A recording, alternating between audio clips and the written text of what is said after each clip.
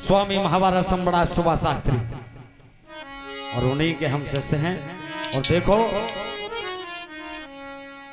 मैंने कितना बड़ा प्रयास किया फिर भी अपने गुरु के 10वें हिस्से पे नहीं पहुंच पाया, पर कोशिश करते हैं आपके बीच में कि आप लोगों को हम संतुष्ट कर सकें। ठीक है, महाभारत का करूं बखाना,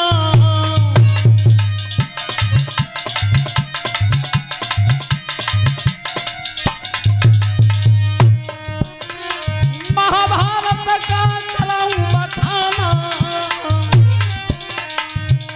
और श्रोता सुनो लगा कर ध्याना।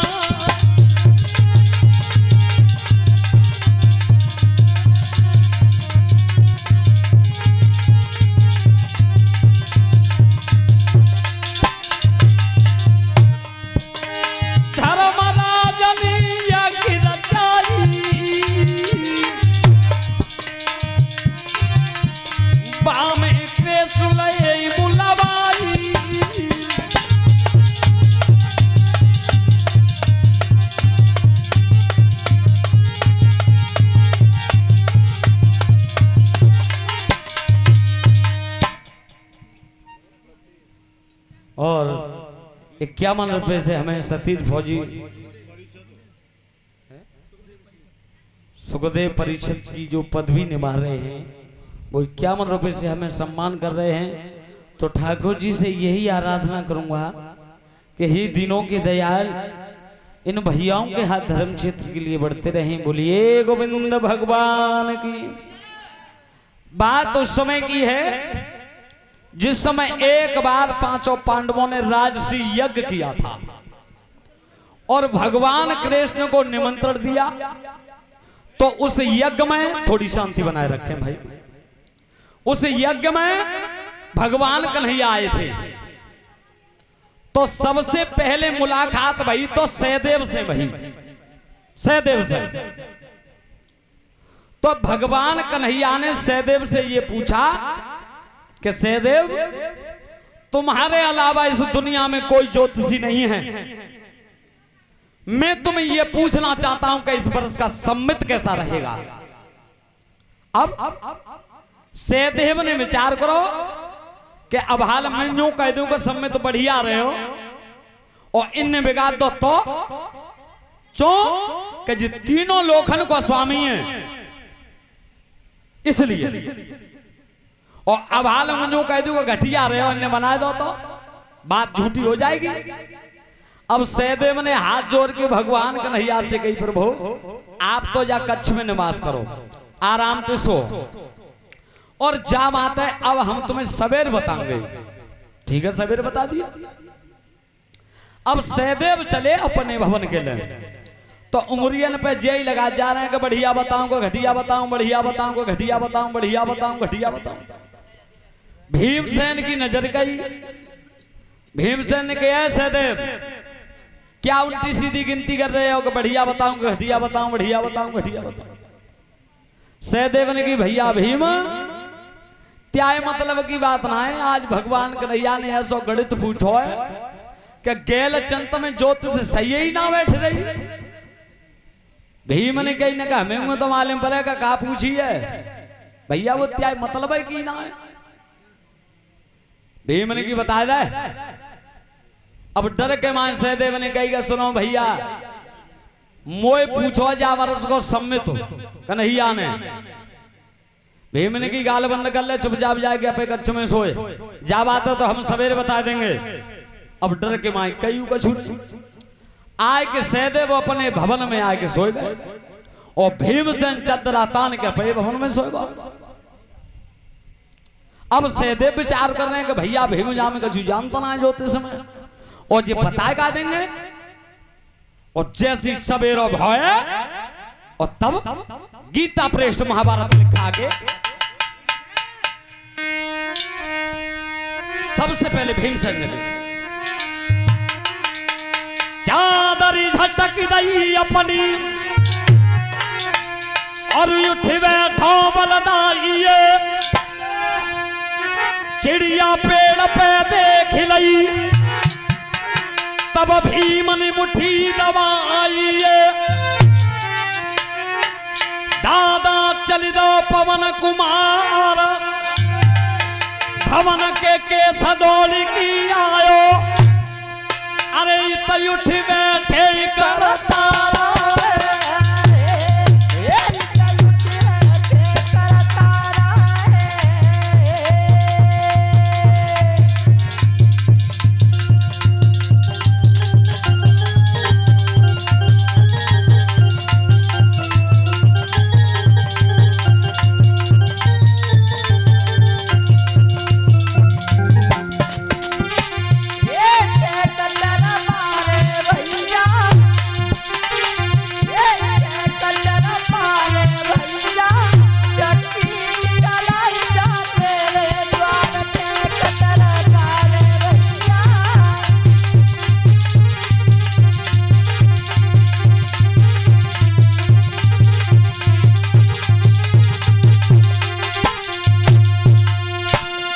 सबसे पहले भीमसेन जगे चादरा तो फेंक दो और जित मने देखियो इस सफेद रंग की छोटी चिड़ैया होती का है सोई भीमसेन ने पकड़ ली और मुट्ठी में दाब के और पीछे गुंजो हाथ करके और भगवान कन्हैया जहां विश्राम कर रहे थे वहीं पहुंच गए।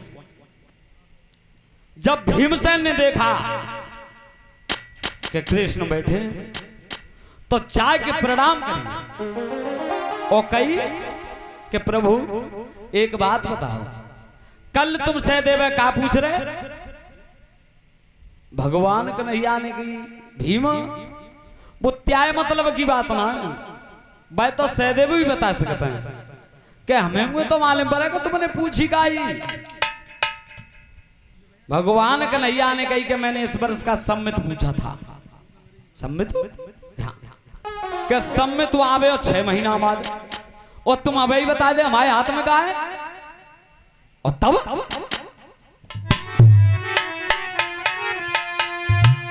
सोच समझ की बोली उठो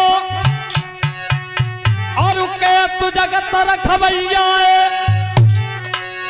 भैया भीम मेरी बात सुनो और प्यारे हाथ चिरैया भीम ने दीनों बचन उचारी अब की बात बताई देव साची अरे तो समझूंगो करता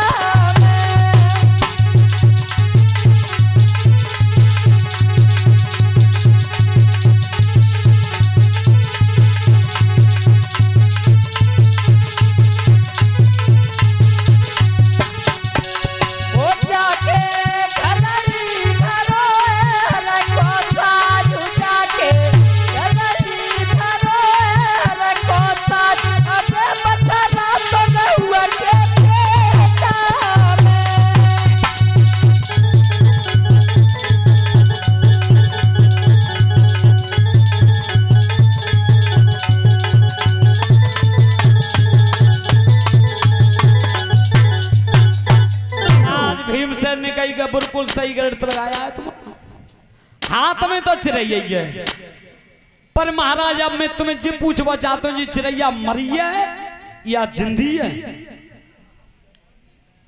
सोई भगवान कन्हैया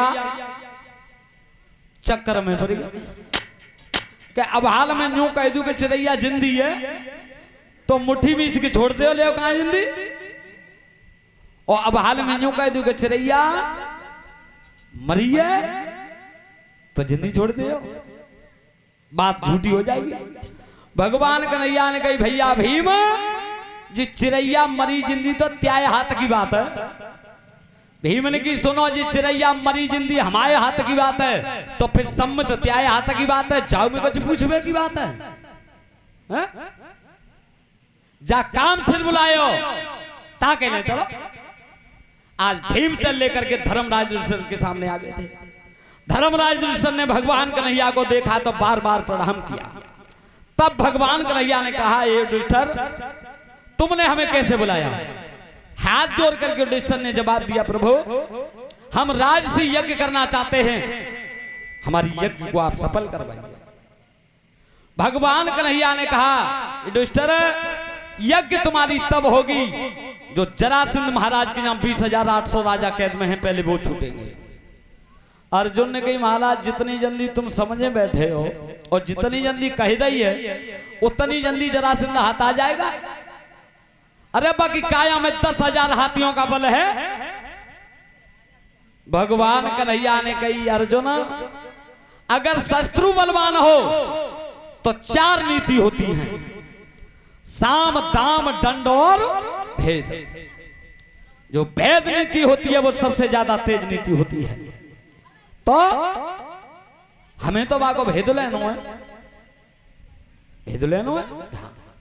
धर्मराज युधिष्ठिर ने कही, सो कैसे कि सो ऐसे कि अर्जुन है और भीम है मेरे संग करो और हम बाको भेद लेके आवत। श्रोता बंधुओं ध्यान रखना, आज धर्मराज युधिष्ठिर ने हुक्म कर दिया था कि जाओ लिवा ले जाओ। जो भीम ने गदा दल ली, अर्जुन ने गांडीव धनुष ले लो। जो तैयार भय तब भगवान कन्हैया ने की, चौरे हो जो अपने हाथ के हथियार लेकर के तुम जाओगे तो तुम्हें कौन नहीं जानता है कि ये अर्जुन है, ये भीम है। तो महाराज हम कैसे रहे, तो कैसे चले कि जैसे मैं सजूं तैसे तुम सजो और जैसे मैं चलूं तैसे तुम चलो। तो आज भगवान कन्हैया ने दोनों पीछे खड़े करे हैं और तब करो का है, भस्म रमाई गाता चीमटा हाथ ना थले लियो। अरे चंदन को टीका लाल रे भाल पे भैया दियो।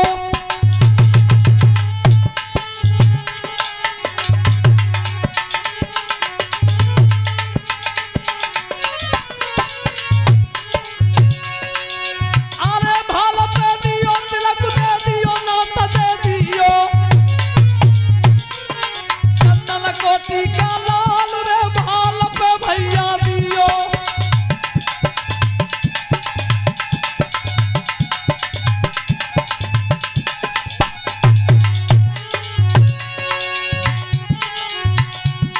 और बन गए पूरे संत चले भगवंत समय नहीं कियो। अरे बन गए पूरे संत चले भगवंत समय नहीं कियो। और जला सिंह के द्वार कूगा मानो भैया कियो।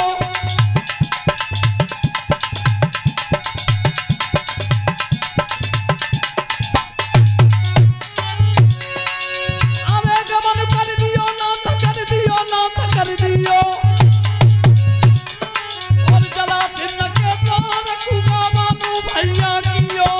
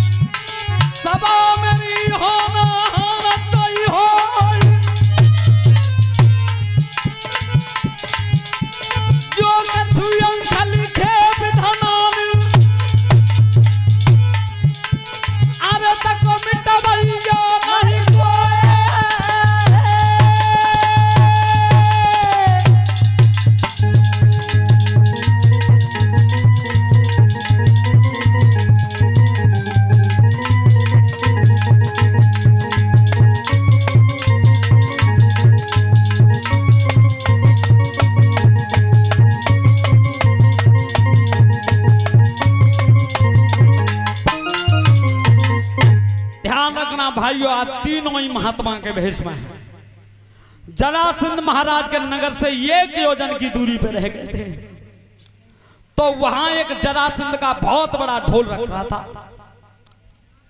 और जरासंध का ये नेम था कि ढोल से जो कोई उंगलियां लगा दे तो ताई से जरासंध लड़ता था।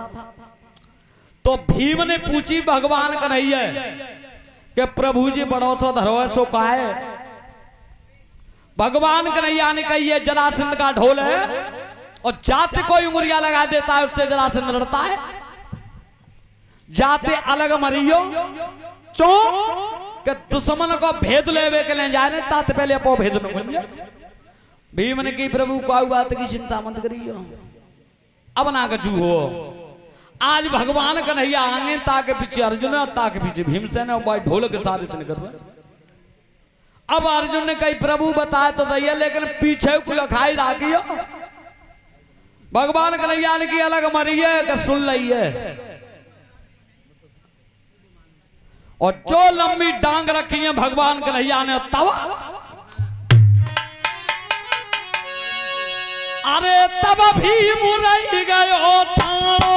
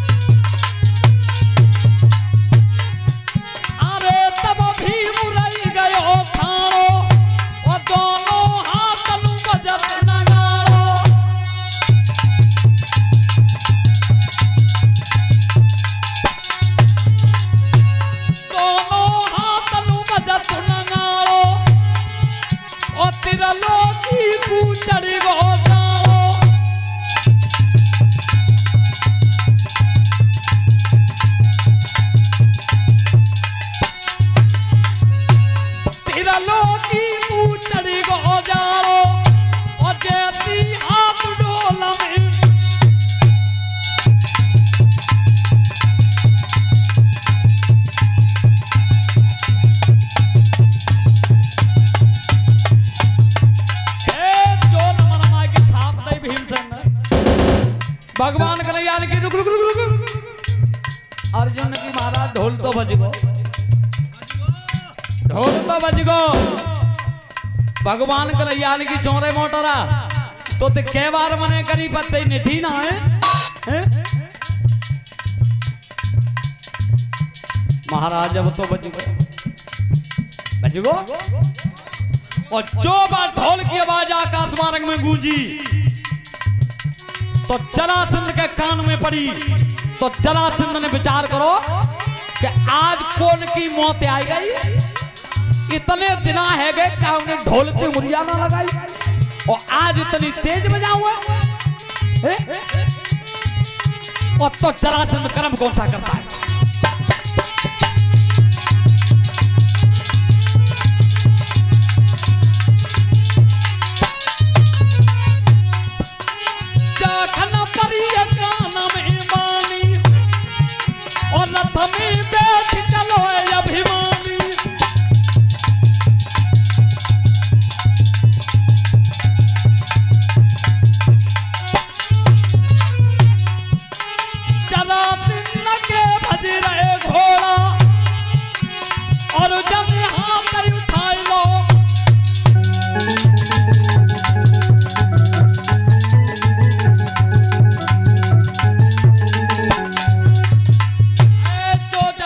घोड़ा जोर के भाजो।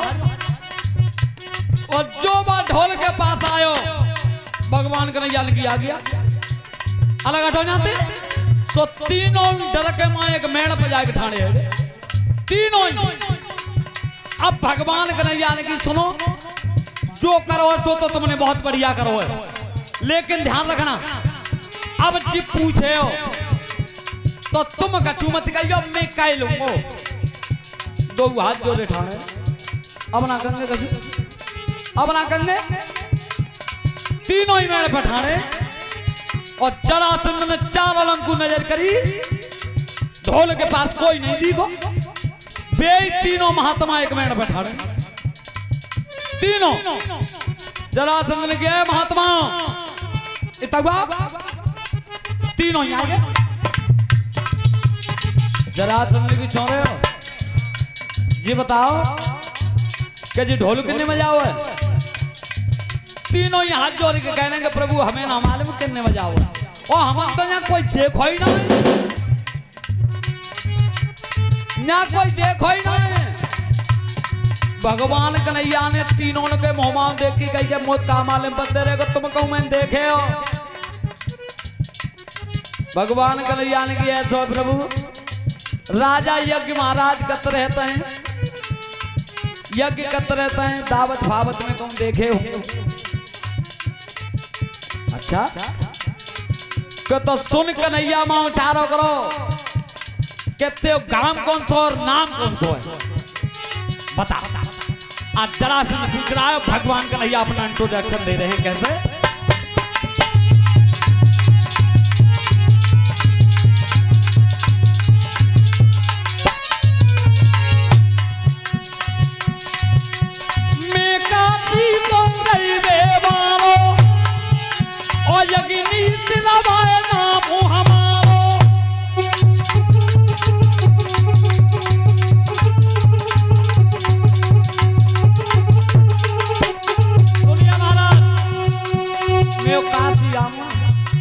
अग्नि सर्वाम पंडित जरा